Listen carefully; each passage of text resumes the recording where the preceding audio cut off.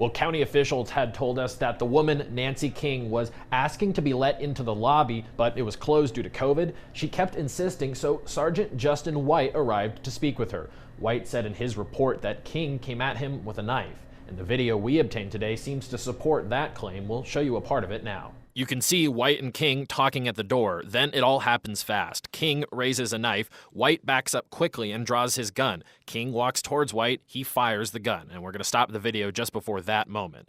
King was pronounced dead not long after. Following her death, a number of local activists questioned why lethal force was needed against a small elderly woman who had a history of mental health problems. Today, Spokane's NAACP president said after reviewing the video and the report, she doesn't want anyone to vilify Sergeant White, but says different training might have helped prevent Nancy King's death. This could, in my opinion, this certainly could have been de-escalated differently.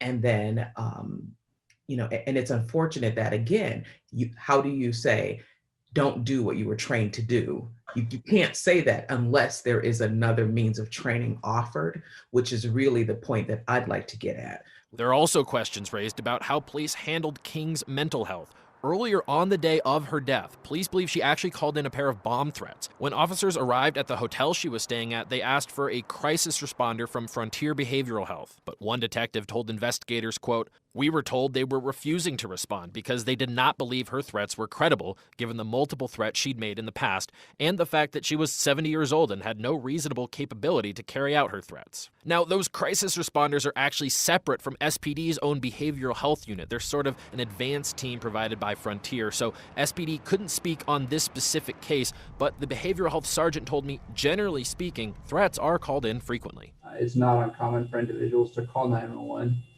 multiple times a day with certain threats or reports of harm.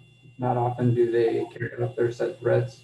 We also asked Frontier for comment late today, but we have not yet heard back. And we reached out to the county and to a member of King's family. Neither had comment tonight. In the newsroom, Casey Decker, KREM 2 News.